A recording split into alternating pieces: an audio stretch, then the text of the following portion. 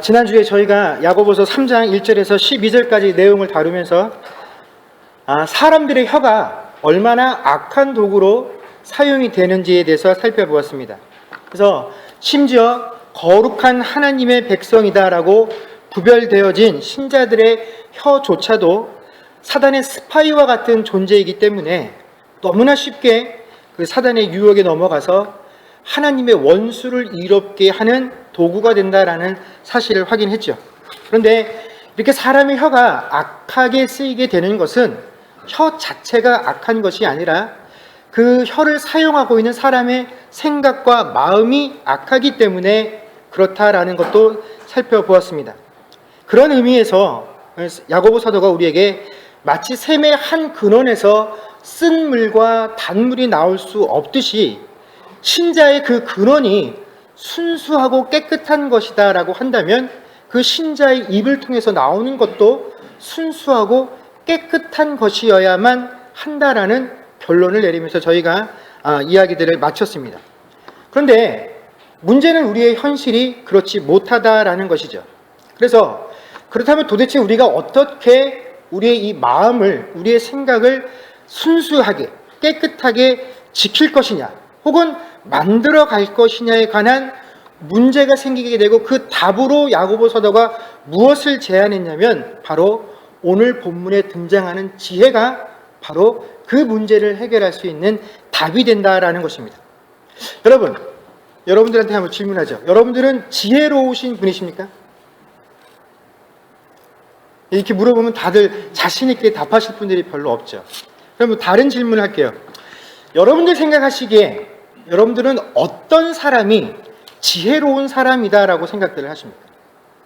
꼭 저한테 대답을 안 하셔도 됩니다. 마음속으로 지금 내가 누군가를 대할 때, 혹은 어떤 상황을 대할 때 어떻게 그 일을 감당하는 것을 보고 내가 참 이 사람 지혜롭다, 혹은 그렇지 않다라고 판단을 하는지 한번 마음속에 떠올려 보십시오. 아마 각자마다 저마다 이 지혜롭다 혹은 그렇지 못하다라는 판단의 기준들을 가지고 계실 것입니다. 오늘 본문 말씀에 보면 야고보 사도가 이 야고보서를 읽고 있는 수신자들을 향해서 이렇게 질문을 하죠. 13절에 보면 너희 중에 지혜와 총명이 있는 자가 누구냐라고 묻고 있습니다. 오늘 이 야고보 사도가 묻는 이유가 무엇이겠습니까? 내가 너희들 중에 정말 지혜로운 사람 혹은 총명한 사람이 누군지 알아야 되겠다, 그런 사람이 내게 필요하다라는 취지로 이런 질문을 던진 것은 아닐 것입니다. 야고보 사도가 이 사람들에게 질문을 던졌던 이유는, 너희는 이미 지혜라는 것이 무엇인지 잘 알고 있을 텐데 그 지혜의 참된 의미대로 너희가 살고 있는지 다시 한번 그 지혜의 의미를 떠올려 보라라는 의미로 이 질문을 하고 있다라는 것입니다. 왜냐하면 여러분, 이 야고보 사도가 쓴 이 서신인 이 야고보서는요, 세계 각지에 흩어져 있었던 유대인들을 상대로 해서 쓴 편지입니다. 그렇기 때문에 이 편지를 받아서 읽어보는 사람들에게는 누구라도 다 지혜를 말할 때 제일 먼저 떠올리게 되는 단어가 있다라는 거죠. 그 내용이 있다라는 것입니다. 왜냐하면 이미 구약의 성경 말씀들을 통해서 지혜라는 것이 과연 무엇인지를 이 사람들이 귀가 닳도록 들어서 알고 있기 때문에 그렇다라는 것입니다. 우리가 잘 아는 잠언 1장 7절의 말씀을 한번 보겠습니다. 제가 읽어드리겠습니다. 잠언 1장 7절에 보면 여호와를 경외하는 것이 지식의 근본이거늘 미련한 자는 지혜와 훈계를 멸시하느니라 라는 말씀이 있습니다. 우리가 잘 알고 있는 말씀이죠. 이 말씀을 우리가 순서대로 이해를 하면 지식을 얻기 위해서는 하나님을 경외하는 것이 필요하다라는 것처럼 들립니다. 그러나 여러분, 사실 인간은요, 자기 스스로 자신의 능력으로는 절대로 하나님이라는 존재를 알 수가 없는 존재입니다. 하나님이 계시다라는 사실을 깨달을 수가 없는 존재입니다. 하나님을 알지 못하고 깨닫지 못하는 존재가 어떻게 하나님을 경외할 수 있겠습니까? 하나님께서 우리에게 찾아오셔서 내가 어떠한 존재라는 것을 우리에게 알려주셨기 때문에 우리가 그 하나님께서 우리에게 알려주신 그 지식을 토대로 해서 우리가 하나님을 알게 되고, 그 그 하나님을 아는 지식을 통했을 때에만 우리는 비로소 하나님을 경외할 수 있는 사람이 되어진다라는 것입니다. 단지 우리가 이렇게 하나님을 경외해 나가는 과정들을 통해서 우리가 하나님을 더 잘 경외하기 위해서는 하나님에 대해서 더 많이 알아야 되겠구나라고 하는 이러한 욕구들이 생기게 되고, 이러한 욕구들을 우리가 다시 하나님을 아는 그 지식을 통해서 넓혀가게 된다라는 것이죠. 그런데 여러분, 요즘은 우리가 이 하나님에 대해서 알아가는 것, 하나님에 대한 지식을 넓혀가는 이 과정들을 아주 과소평가하는 풍조들이 교회 안에 만연하고 있다라는 것입니다. 무슨 말이냐면, 말씀 그 자체를 배우는 것을 굉장히 불필요한 것으로 여긴다라는 것입니다. 또 교회에서 성도들을 가르칠 때에도 말씀의 뜻이 무엇인지를 가르치려고 하기보다는 교회에 필요한 사람으로 만드는데 더 많이 집중을 한다라는 것입니다. 그래서 그리스도인이라면 이렇게 살아야 합니다, 주께서 원하시는 그리스도인의 모습이 이것입니다라고 말을 하는 것이 아니라, 교회에서 필요한 사람, 교회에 오래 다닌 사람은 이러한 일들을 해야 합니다. 주일 성수해야 됩니다. 헌금해야 됩니다. 봉사해야 됩니다. 이런 것들을 가르치는데 더 많은 시간들과 힘들을 쏟고 있다라는 것입니다.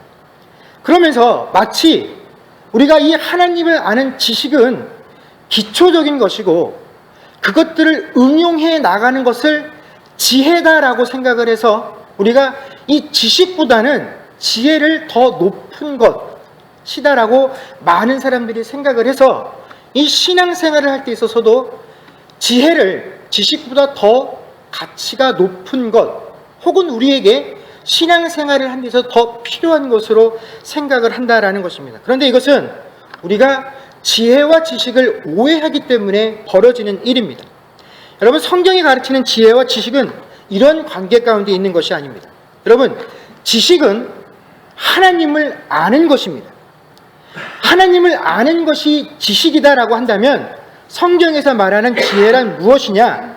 이 지식을 통해서 알게 된 하나님과 특별한 관계를 맺고 그분이 우리에게 알려주신 지식 가운데 순종해 나가는 것, 그것 자체가 바로 지혜다라고 성경이 우리에게 말씀한다라는 것이죠. 그러니까 성경에서 말하는 지혜란 뭐냐면 하나님께서 알려주신 그 내용에 내가 하나님과 깊은 인격적인 교제를 나누면서 그 하나님과 나와의 관계라는 삶을 통해서 그 말씀에 순종하는 것 자체가 바로 지혜인 것입니다. 그래서 성경이 우리에게 너 참 지혜롭다라고 말을 하는 것은요, 네가 배운 그 하나님의 말씀대로 그대로 순종해 나가는 사람, 그 사람을 일컬어서 참으로 지혜로운 사람이다라고 말을 하는 것입니다. 그렇기 때문에 이 지식이 없으면 결코 지혜의 자리로 나아갈 수가 없다라는 것입니다. 내가 얼마나 어떠한 상황 가운데서도 하나님께서 내게 요구하시고 가르쳐주신 그 말씀에 순종하고 있는 능력을 보여주는 것, 그것이 바로 성경이 말하는 지혜다라는 것입니다. 그러나 우리가 일반적으로 생각하는 지혜라는 게 뭐냐면 어떤 분야나 어떤 사건에 있어서 전문적인 지식을 가지고 그 지식을 토대로 해서 어떤 상황들을 잘 타개해 나가는 사람들을 우리가 지혜로운 사람이다라고 생각들을 합니다. 그래서 교회 안에도 보면 이 지혜를 우리가 어떤 식으로 받아들이냐면, 교회 안에서 오랜 신앙생활들을 통해서 경험들을 많이 쌓으신 분들이 계시죠. 이런 분들은 하나님과의 신앙생활들을 많이 하시면서 나름대로 많은 경험들과 은혜들을 쌓아 오셨습니다. 그래서 그 경험들과 은혜들을 토대로 해서 나 아닌 다른 지체들이 경험하고 있는 그 문제의 본질들을 문제에 처해 있는 사람들보다 더 객관적으로 잘 바라보실 수 있는 분들이 있습니다. 다양한 환경들을 겪으면서 그 환경 가운데 어떻게 대처를 해 나가야 할지를 아시는 분들이 참 많이 있습니다. 그래서 그런 분들은 그런 지식들과 지혜들을 토대로 해서 다른 사람들에게 조언을 하기도 하고 권고를 베풀기도 합니다. 특별히 이러한 지혜를 성경이 뭐라고 말을 하냐면 오늘 13절에도 나온 것과 같이 총명이다라고 이야기를 하고 있습니다. 여러분, 우리가 총명을 이야기할 때 그냥 일반적으로 세상적으로 생각되는 머리가 좋은 사람들을 말을 하지만 원래 이 총명이라는 단어가 갖고 있는 뜻이 뭐냐면 전문적인 지식을 가진 사람 혹은 전문적인 지식, 이 뜻이 헬라의 원뜻으로 가지고 있는 의미입니다. 그러니까 총명함이라는 단어 자체가 뭐냐면 전문가 혹은 전문적인 지식이다라는 의미입니다. 그러다 보니 여러분, 전문가 혹은 전문적인 지식을 가진 사람들을 한번 보십시오. 또 교회 안에 그런 지식과 경험을 가진 사람들을 보십시오. 이런 사람들은 아주 자연스럽게 그 자기 스스로 누군가를 가르치는 위치에 서서 누군가에게 자꾸 이야기해주고 가르쳐주려고 합니다. 또 사람들도 그 사람에게 찾아가서 그분의 지혜를 빌리려고 하고 그분의 경험을 얻으려고 합니다. 그러나 야고보 사도는요, 오늘 이런 것들은 하늘로부터 오는 지혜가 아니다라고 우리에게 말씀해주고 계시죠. 여러분, 사람들이 생각하는 지혜나 총명함이라는 것이 결국은 내가 남들보다 조금 더한 경험과 가지고 있는 지식들을 토대로 해서 조언하고 권면하고 또 그런 위치에 서게 되는 것입니다. 그런데 여러분, 세상에서 스스로를 전문가라고 혹은 내가 어떤 분야의 전문적인 지식을 가지고 있다라고 하는 분들을 한번 떠올려 보십시오.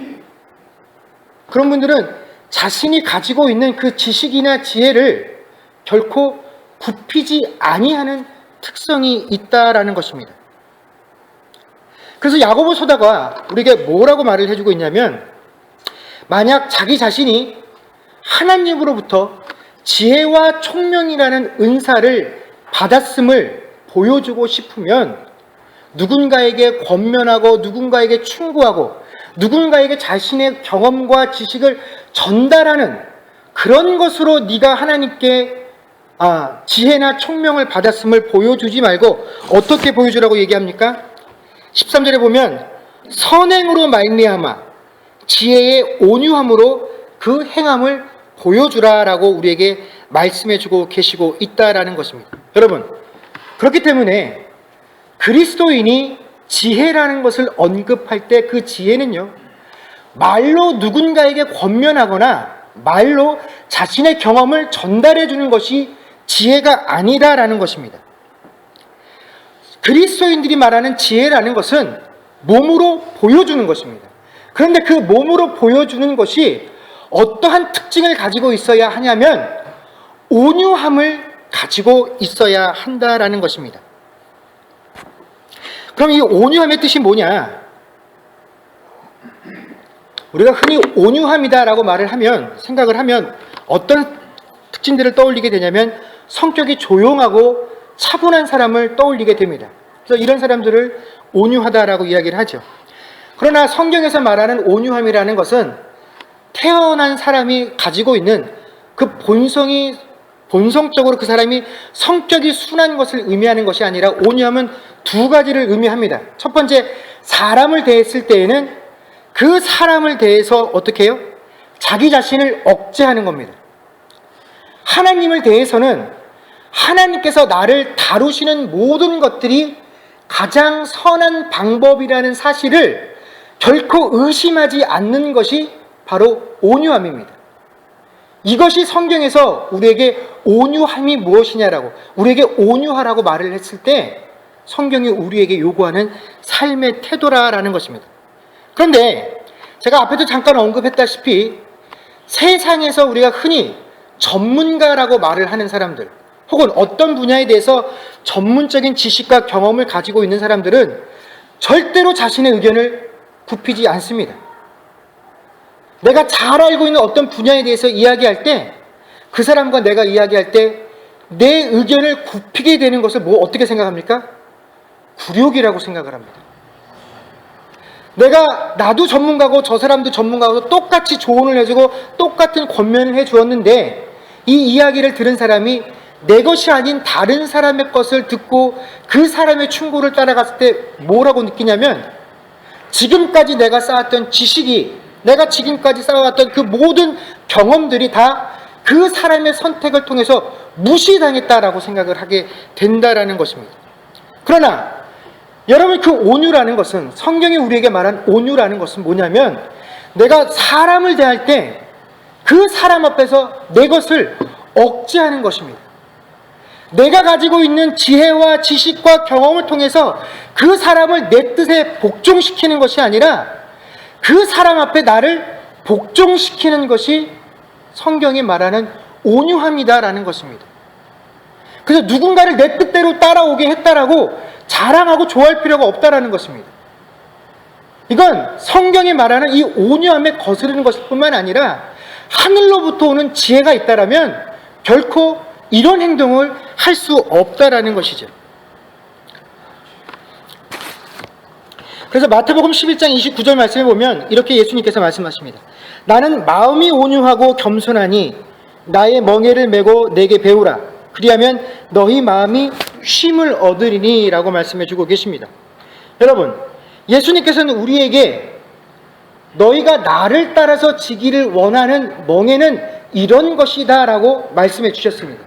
그 멍에의 성격은 뭐냐면 바로 뭡니까? 마음이 온유하고 겸손한 것입니다. 하나님께서 우리에게 지기를 원하셨던 그 멍에의 특징은 힘과 능력이 아니다라는 것이죠. 온유와 겸손함을 가지고 있다라는 것입니다. 그래서 내 특징은 온유와 겸손이야. 그러니까 너희가 내 멍에를 메고 나를 따라온다라고 말을 하려면 너희도 그 삶에서 무엇을 보여줘야 한다라는 것입니까? 온유와 겸손함을 보여주어야 한다라는 것인데, 우리는 대부분 어떻게 합니까? 주의 십자가를 메고 주님의 뒤를 쫓아간다라고 말을 하면서도 우리가 드러내고 싶어하는 것은 뭡니까? 내가 지금까지 해왔던 내 경험이고 내 지식이고 그 경험과 지식들을 통하여 내가 해놓은 그 업적들을 사람에게 보여주고 싶어하지, 내 삶을 통해서 예수의 특징이 무엇인지, 예수님께서 보여주시기를 원하셨던 그 삶의 모습들을 보여주지 못하고 있다라는 것입니다. 그렇기 때문에 이런 사람들은 일을 하면서 느끼는, 내가 일을 이렇게 많이 해 하는 성취감을 느끼면서 살아갈 수 있을지는 모르지만, 여러분, 이런 사람들은 주의 일을 하면서도 결코 마음의 쉼을 얻지를 못한다라는 것입니다. 여기서 마음의 쉼이라는 것은 다른 종교들처럼 혼자 개인적인 묵상과 선을 통해서 마음의 평안을 혹은 마음의 안식을 얻게 되는 그런 과정을 이야기하는 것이 아닙니다.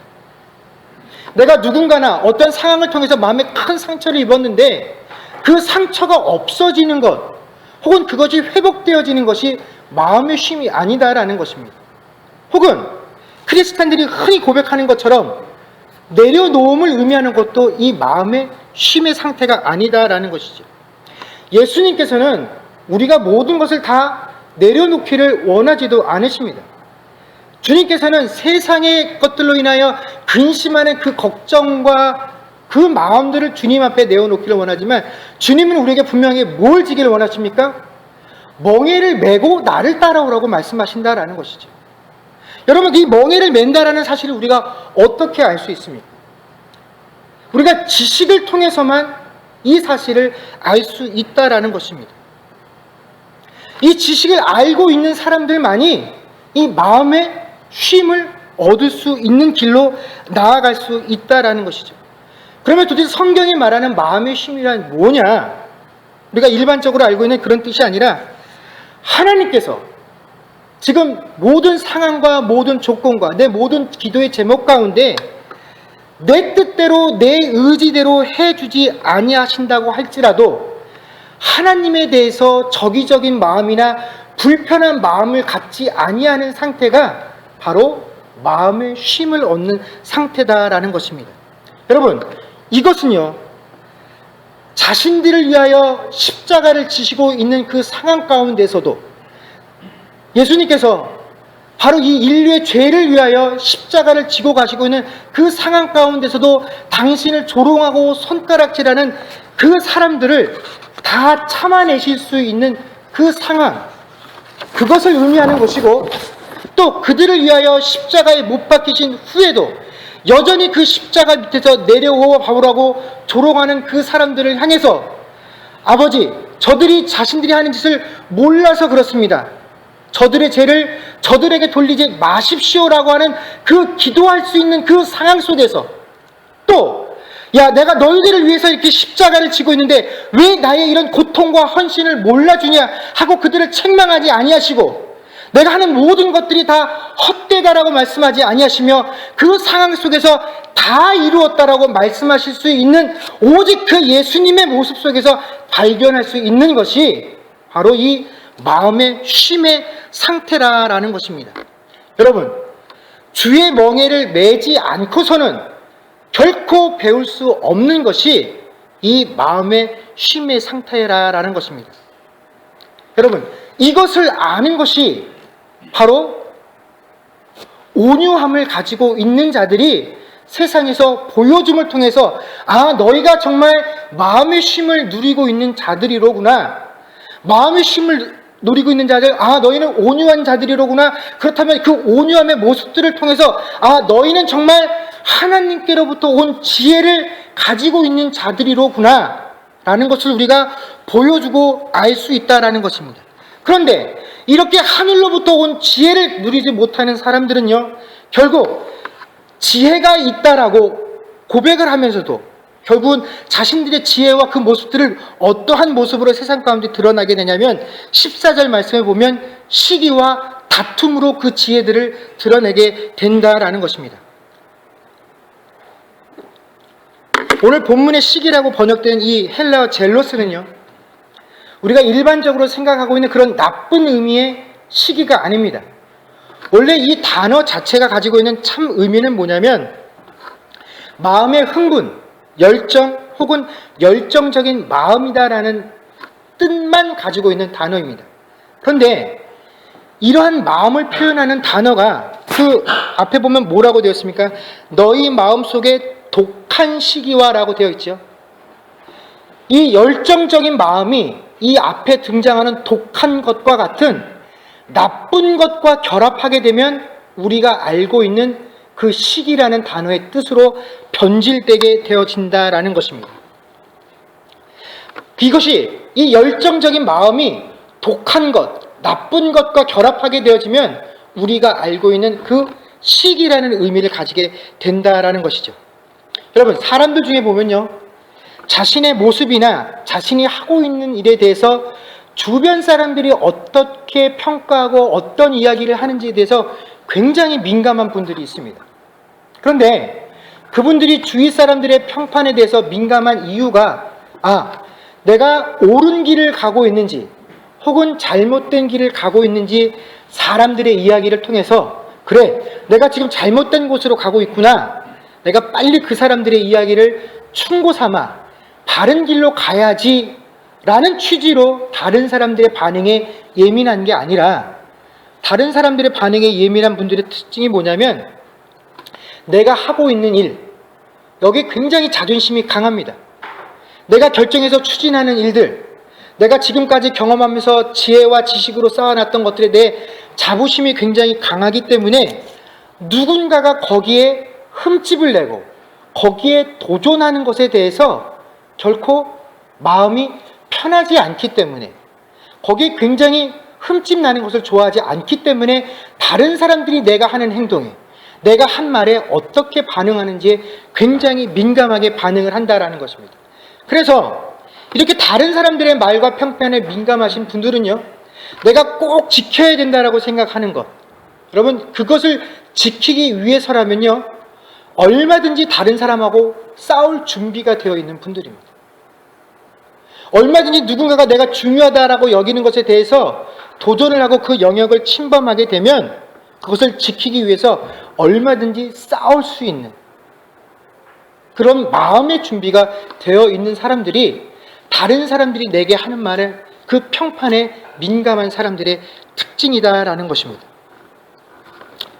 여러분, 우리가 마음에 어떤 일을 할 때 열정을 가진다라는 것은 굉장히 중요합니다. 그러나 이 열정이라는 것을 지키기 위해서 그 열정을 보호하기 위해서 열정 자체의 자부심을 가지고 강한 의지들을 가지고 있다 보면 우리는 쉽게 이것이 결국 뭐로 바뀌게 됩니까? 시기로 바뀔 수밖에 없는 존재가 바로 우리라는 것입니다. 결국 이 시기의 마음들이 누군가와 싸움을 하게 만든다라는 것이죠. 그래서 그 뒤에 나오는 것이 바로 시기와 동일하게 등장하게 되는 것이 결국 다툼일 수밖에 없다라는 것입니다. 그런데 이 다툼이라고 번역되어 있는 헬라어도 우리가 알고 있는 것과는 그 의미가 다릅니다. 오늘 다툼이라고 번역된 이 헬라어 에리데이아라는 단어는요, 우리가 생각하는 것처럼 싸우다라는 그런 의미를 가지고 있는 단어가 아닙니다. 이 에리데이아라는 단어는 뭐냐면 분열하거나 파당을 짓는 행위 자체를 의미하는 것이 바로 이 에리데이아라는 단어입니다. 결국 다툼이라는 게 뭡니까? 싸움이라는 게 뭡니까? 하나가 되지 못하도록 분열하게 만드는 것, 파당을 짓게 만드는 것 자체가 결국 다툼이고 싸움이다라는 것이죠. 여러분, 내가 직접 나서서 누군가 멱살을 붙잡고 물리력을 행사하는 것만이 다툼이 아니고 싸움이 아니다라는 것입니다. 내가 누군가와 1대1로 어떤 생각들을 가지고 있는지 논쟁을 벌이고 있는 것 자체가 다툼과 싸움이 아니라 나는 뒤로 빠져서 그냥 이런 분위기만 조성하고 이런 상황들만 조성해내고 다른 사람들이 그 일을 대신하게 만드는 그 상황을 만드는 것 자체가 뭐라고요? 그게 다툼이고 그게 싸움이다라는 것입니다. 그래서 성경은 이런 시기와 다툼의 결과는 혼란과 모든 악한 일뿐이다라고 말씀해 주십니다. 왜 그렇습니까? 시기와 다툼이라는 것은요, 아무리 그럴싸한 이유와 신앙적인 원리를 갖다 댄다고 할지라도 결국에는 그 근원이 무엇으로부터 나오기 때문에 그렇습니까? 정욕으로부터 출발되어지기 때문에 그렇다라는 것이고, 또 사단으로부터, 귀신으로부터 이것이 출발되어졌기 때문에 시기와 다툼은 그 어떠한 이유로도 정당화되어질 수 없다라는 것입니다. 여러분, 우리가 하나님의 일을 할 때에도 우리 마음속의 열정은 그 일을 우리가 힘있게 추진하는데 아주 중요한 원동력이 되는 것이 사실입니다. 우리가 열정이 있어야 그 일들에 애착을 가지고 그 일들을 할 수 있습니다. 그러나 여러분, 이 열정을 표현하는 방법이나 방향은요, 사람들마다 다 다르다는 것을 우리가 알아야 합니다. 그리고 사람들이 그 열정을 표현하는 방법들은 자신의 기질과 성격에 따라 다 다르죠. 그리고 각 사람이 가지고 있는 성격이나 기질은 하나님께서 그 사람에게만 허용되어지도록 주신 은혜이자 선물이다라는 것입니다. 하나님께서 우리의 얼굴 모양이 다 다르듯이 우리들의 성격들과 우리들의 기질을 다 다르게 하신 데에는 하나님만의 특별한 이유가 있으시기 때문에 그렇다라는 것입니다. 하나님에게 그 성격과 그 기질들이 다 필요하기 때문에 우리 각자에게 필요한, 하나님의 사업에 필요한 대로 허락해 주셨다라는 것을 우리가 알아야만 합니다. 여러분, 사람들이 대체로 성격을 이야기할 때 어떤 성격들을 좋은 성격이라고 이야기를 합니까? 적극적이고 긍정적인 성격을 좋은 성격이다라고 이야기를 하고, 또 부정적이고 소극적인 성격은 안 좋은 성격이다라고 우리가 판단을 합니다. 그러나 사실 사람의 성격은요, 좋은 것, 나쁜 것을 논할 수 있는 문제가 아니라 서로 다름의 문제일 뿐입니다. 여러분, 한번 곰곰이 생각들을 해보십시오. 만약에 어떤 사람이 나는 참 성격이 긍정적이고 적극적인 사람이야 라고 말을 하면서 그 성격대로 어떤 일들을 해나갑니다. 그런데 주변에 있는 사람들이 자신만큼과 성격이 맞닿지 않아서 나는 적극적이고 능동적이었기 때문에 이만큼 앞서 나가는데 주변의 사람들이 그런 성격이 아니어서 자신의 반만큼밖에 따라오지 못한다고 할 때, 야, 나는 성격이 이래서 이렇게 이만큼 나가는데 왜 너희는 아직도 여기밖에 못 따라왔냐? 너 성격이 왜 그러냐? 내가 이렇게 하면 빨리빨리 따라와야지. 뭔가 내가 한쪽 손을 내밀어서 너도 이렇게 쳐줘야 소리가 나지 않냐? 빨리빨리 와. 여러분, 이렇게 말을 한다고 한다면 도대체 그 적극적인 성격이 무슨 유익이 있는 겁니까? 여러분, 그 능동적인 성격이 우리에게 도대체 무슨 유익이 있습니까? 다른 사람에게 왜 너는 이렇게 못하냐고 계속 잔소리를 하면서 그들을 끌고 가는데 뭐가 적극적인 성격입니까?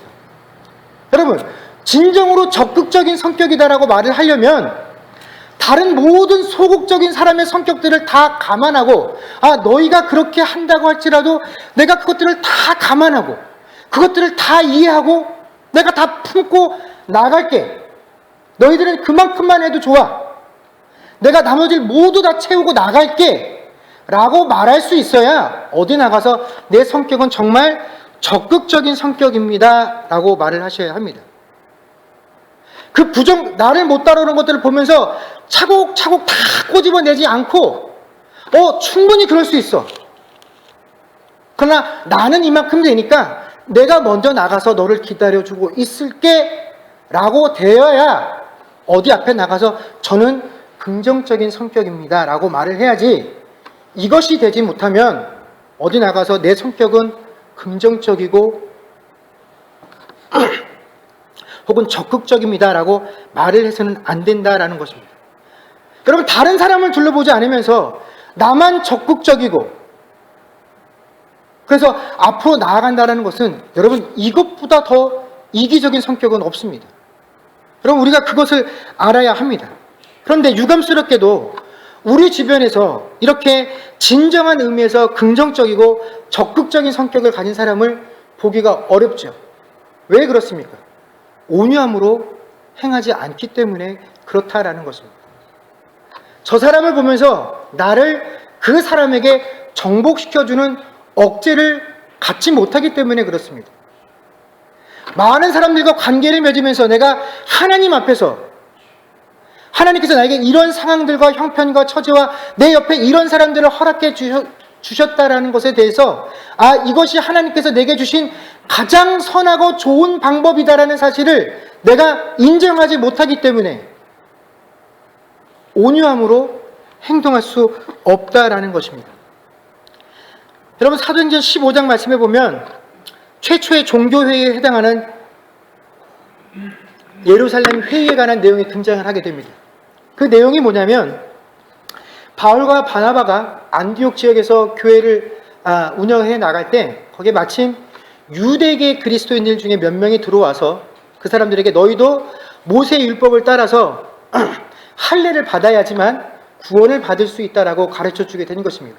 그래서 기존에 바울과 바나바가 가르쳤던 내용과 이 유대계 교사들의 가르침이 충돌을 하게 되어서 어떤 것이 옳으냐, 이 이방인들에게 무엇이 진리라고 가르쳐야 할 것인가에 대해서 사도들과 많은 크리스찬들이 모여서 회의를 하게 된 것이 바로 이 예루살렘 회의입니다. 여러분, 이제 우리는 이 이방인들의 문제를 어떻게 처리했는지에 대한 답을 알고 있습니다. 성경이 우리에게 명확하게, 이방인들을 전도해서 그 이방인들이 교회 안에 왔을 때 기존에 있던 신자들이 그들을 어떻게 받아주어야 하는지에 대해서 명확한 답을 알고 있습니다. 우리는 쉽게 그 답을 그냥 알고, 그래, 이렇게 하나님께서 말씀해 주셨지라고 받아들이고 있지만, 여러분, 이 답을 얻어내기까지의 예루살렘 교회에 있었던 사도들과 성도들은요, 그야말로 심각하게 논쟁을 벌여야만 했다라는 것입니다.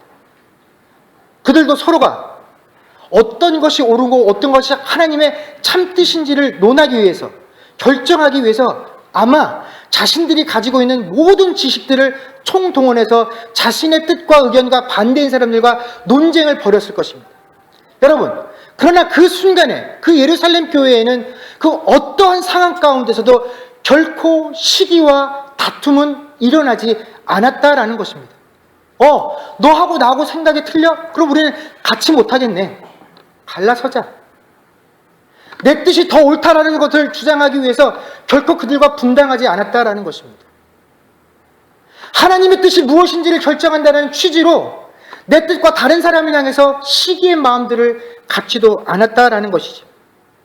여러분, 이렇게 논쟁하고 악유하는 그 상황 속에서도 결코 시기하지 않고 분쟁하지 않았더니 그들이 우리가 지금 가지고 있는 아름다운 진리를 얻게 되는 그 아름다운 교회의 전통을 우리에게 전해주는 초대교회의 모습이 되었다라는 것입니다.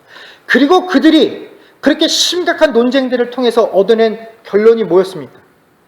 우리가 이방인 중에 예수 믿는 자들을 힘들게 하지 말자라는 것이 그들이 얻게 되어진 결론이었고, 이제 그 결론이 진리가 되어서 성경에 기록되어 우리에게 전해지게 되었다라는 것입니다.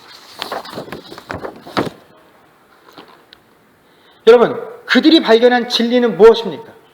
그 진리의 내용이 아니라 어떠한 순간과 어떠한 상황 속에서도 무엇을 한다라고 하는 그 취지 속에서도 결코 교회는 시기와 다툼을 보여줘서는 안 된다라는 것을 그들이 또 다른 진리로 오늘 우리에게 보여주고 있다라는 것입니다.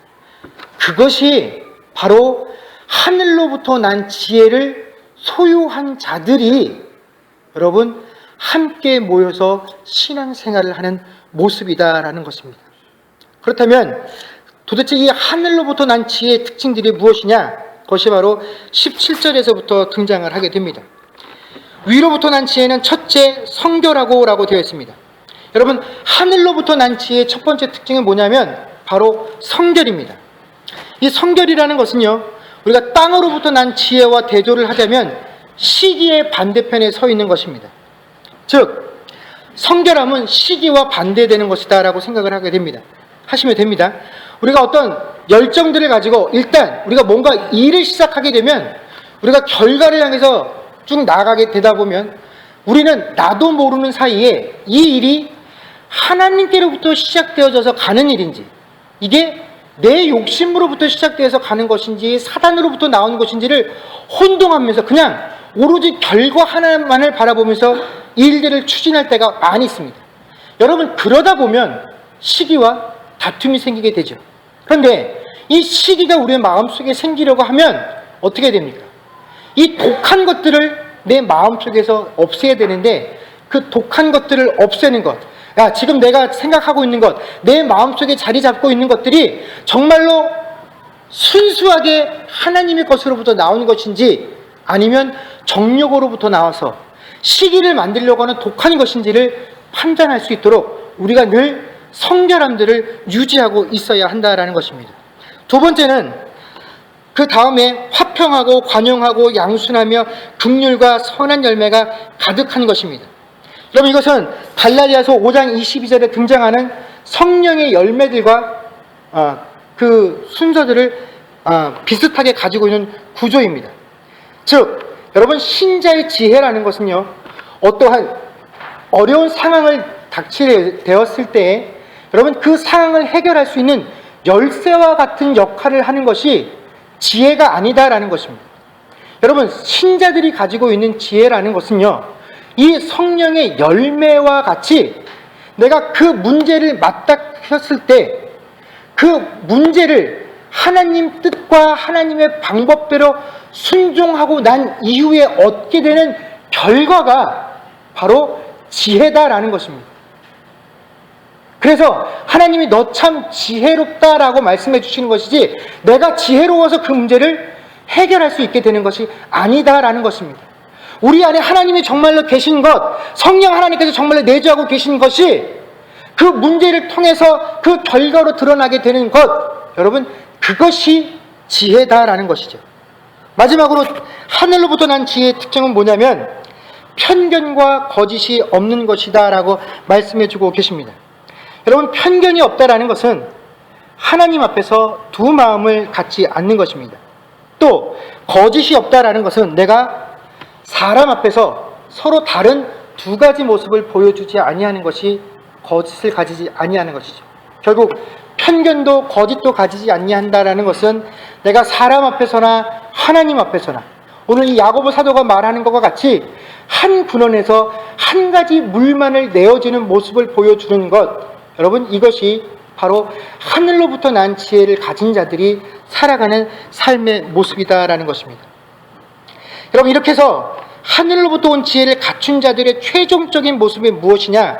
18절 말씀에 보면 화평케 하는 자들이다 라고 말씀해 주고 계십니다. 그리고 이 사람들이 세상에 심는 게 뭐냐면 화평입니다. 여러분, 우리 중에는 지식을 자랑할 만한 자가 없습니다. 왜냐하면 이 지식이라는 것이 다 하나님께서 우리에게 주신 은혜요 선물이기 때문에 그렇다라는 것이죠.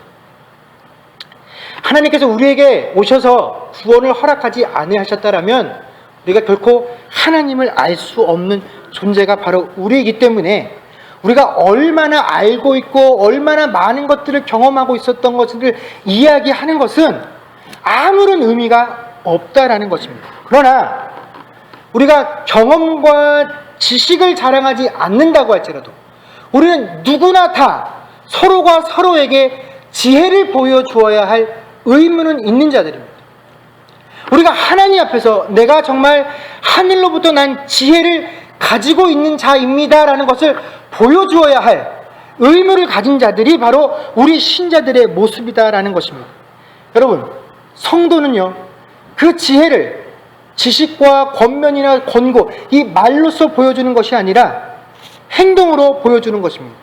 그 행동은 오직 온유함을 통해서만 드러나게 되는 것이고, 여러분, 이 온유함이라는 것은 오로지 관계를 통해서만 드러나게 되는 것입니다. 자, 제가 여러분들 보시기에 이 정 목사가 정말로 하늘로부터 난 지혜를 갖춘 사람인지 어떻게 아실 수 있습니까?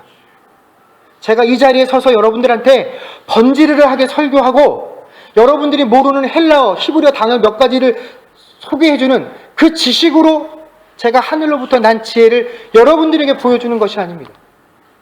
제가 여러분들과 실제로 부딪히는 그 삶과 관계 속에서 온유함을 보여주는 것으로 저는 하늘로부터 난 지혜를 여러분들에게 보여주는 것입니다. 여러분도 마찬가지입니다.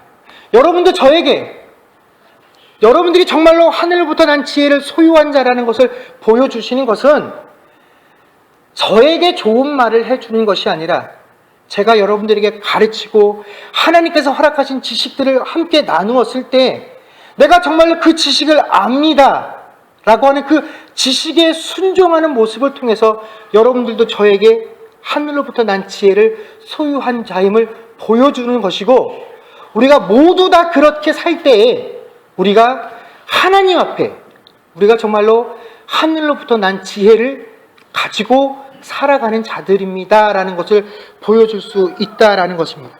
여러분, 온유함을 세상 가운데 또 각 지체들 가운데 보여줄 수 있는 저와 여러분들이 될 수 있기를 주의 이름으로 축원합니다.